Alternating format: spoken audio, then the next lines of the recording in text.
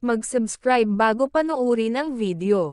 Daghang salamat. Sweaters result December 14, 2023. 2 p.m. result 634. 5 p.m. result 504. 9 p.m. result 907. Shoutout muna tayo. Salamat po mga ma'am-share. Congrats po sa inyong lahat. Ito na po ang best angle para sa December 15, 2023. 2 p.m., 5 p.m., at 9 p.m. Result angle ngayon 034569.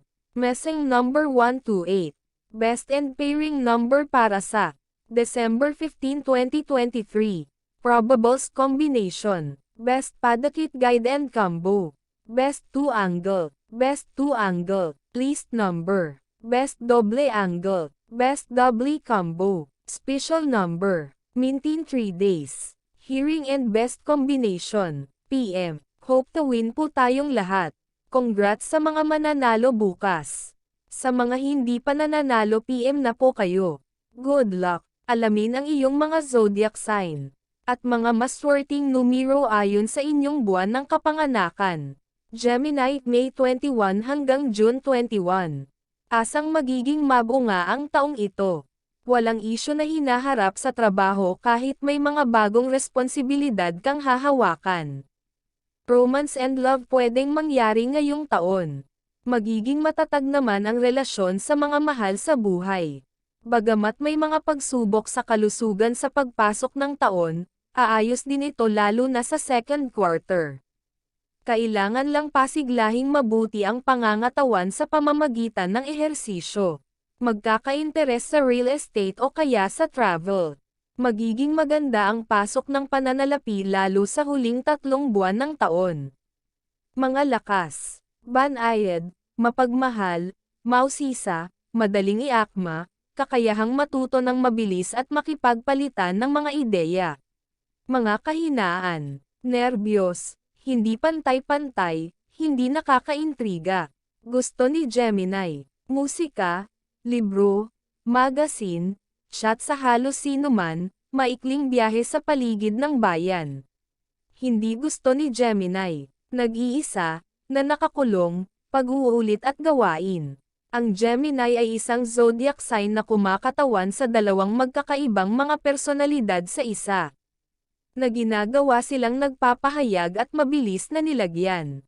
Ang mga ito ay sosyal, komunikasyon, at laging handa para sa kasiyahan. Ngunit maaaring biglang maging seryoso, maalalahanin, at hindi mapakali. Ang kanilang pag-use sa tungkol sa mundo ay walang alam na mga hangganan. At madalas nilang pakiramdam na walang sapat na oras upang maranasan ang lahat ng nais nilang makita. Gemini ang nagmamalasakit na kambal nagpapahiwatig ng inosenteng kalikasan ng kanilang pagkatao na nagdiriwang ng kapatiran. Pag-ibig sa pagitan ng mga kaibigan, at mga pagkakaiba na nangangailangan ng pag-aayos. Palagi silang handa na ibigay ang kanilang buhay para sa isang kapatid na kaibigan o isang manliligaw. Nakikita ni Gemini ang komunikasyon at pakikipag-ugnay sa pandiwang kasing mahalaga sa pisikal na pakikipag-ugnay sa kanilang kapareha. Palagi silang handa para sa isang hamon sa intelektual, at sa sandaling makahanap sila ng isang tao na maaaring tumugma sa kanilang enerhiya at intelektual. Nagiging tapat sila at determinado na mapahalagahan ang kanilang puso. Ang Geminis ay nangangailangan ng kaguluhan, iba't ibang, at pagnanasa sa kanilang mga relasyon at maaaring gumugol ng maraming oras upang maghanap para sa kanilang iba pang kalahati. Masaya at palaging para sa isang hamon sa intelektual, ang Gemini's view love lalo na sa pamamagitan ng komunikasyon at pandiwang. Pakikipag-ugnay at isaalang-alang ito bilang mahalaga bilang pisikal na pakikipag-ugnay sa kanilang kapareha. Kapag pinagsama ang dalawang ito, ang mga hadlang ay tila nawawala. Ang pagtatanong at laging handa na lamandi. Ang isang Gemini ay maaaring gumugol ng maraming oras sa iba't ibang mga mahilig hanggang sa makita nila ang tama na maaaring tumugma sa kanilang talino at enerhiya. Kailangan nila ng kaguluhan, iba't ibang, at pagnanasa, at kapag nahanap nila ang tamang tao, isang magkasintahan, isang kaibigan, at isang taong makipag-usap sa pinagsama sa isa, sila ay magiging matapat at determinado na laging mahalin ang kanilang puso. Alisan ng takip ang mga pagkakamali, bahid, o mga resolusyon. Tinitingnan nila ang buhay mula sa isang kamag-anak na pananaw ng paggalaw. Mga kaibigan, ang mga ipinanganak kasama ang kanilang araw sa Gemini ay lubos na sosyal at mahilig gumugol ng oras sa mga kaibigan at pamilya. Lalo na ang mga nakababatang miyembro. Ang Geminis ay may maraming mga kontak sa lipunan at gustong makisali sa mga pag-uusap. Naghahanap ng pag-unawa, at palaging naghahanap ng mga taong malakas na makikipag-usap. Kung walang malinaw na daloy ng mga salitang sinasalita, mabilis silang mawawala ng interes sa paksa ng anumang pag-uusap at kailangang manatili sa paglipat. Pakiramdam na inspirasyon at itulak pasulong ng impormasyong ibinahagi. Pamilya, mahalaga ang pamilya sa isang Gemini, lalo na ang kanilang mga anak, sa sandaling nagtatag sila ng isang malakas na emosyonal na bono sa kanila. Gayunpaman, ang kanilang kawalan ng katatagan sa mga relasyon sa kanilang mga inaasahan na napakataas ay hindi sumasalamin sa buhay ng pamilya. At tila mayroon silang isang mas katamtaman at kalmado na diskarte sa mga nagbabahagi nila ng isang bahay.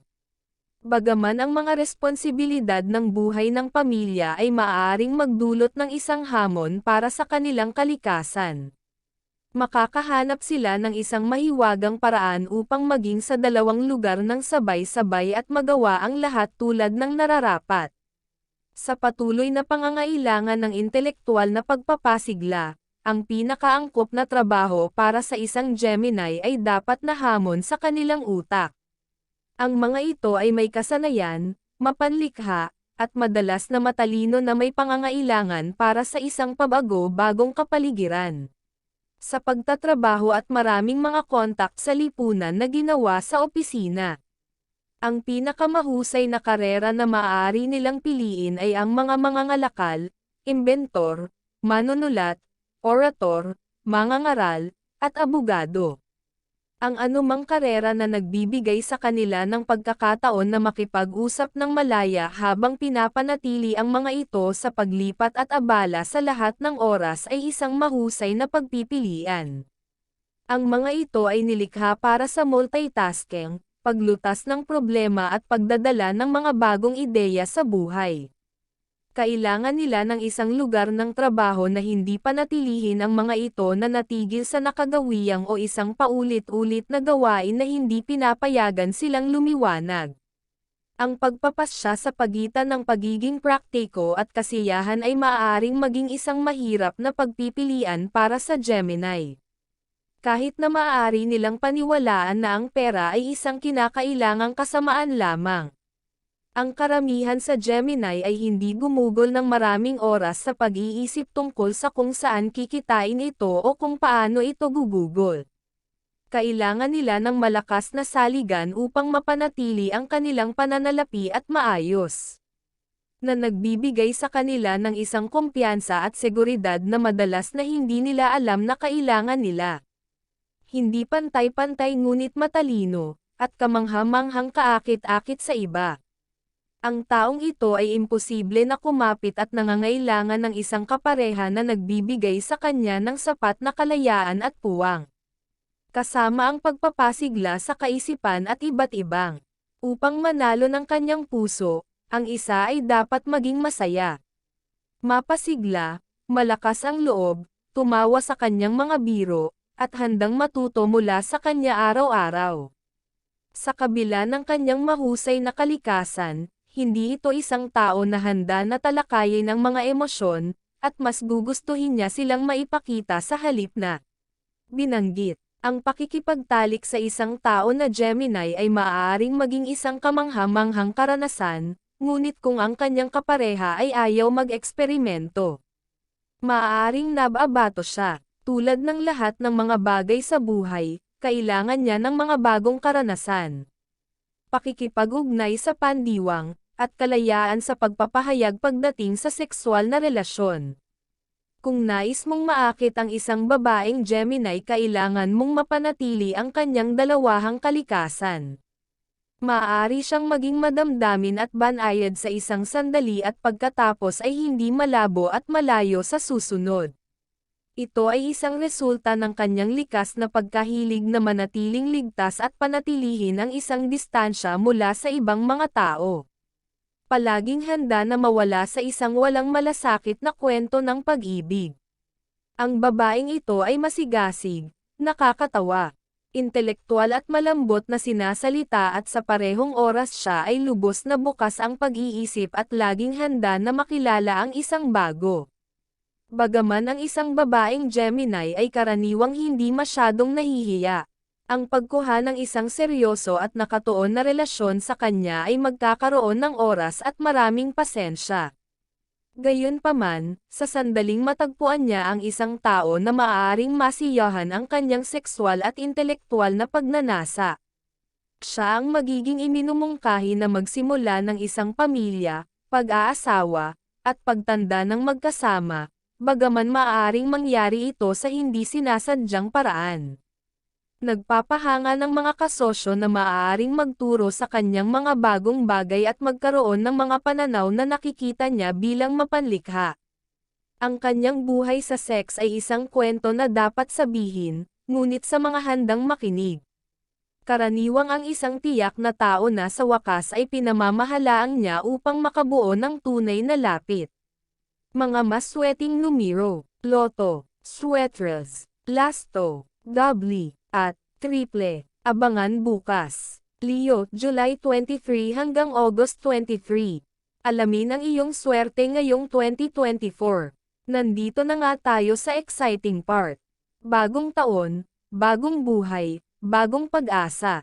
Kaya tingnan natin kung ano nga ba ang mga ganap na posibleng harapin natin this year. Please subscribe my YouTube channel, Kuya Lotto Vlog. Maligayang Pasko at manigong bagong taon. Maraming salamat po. God bless.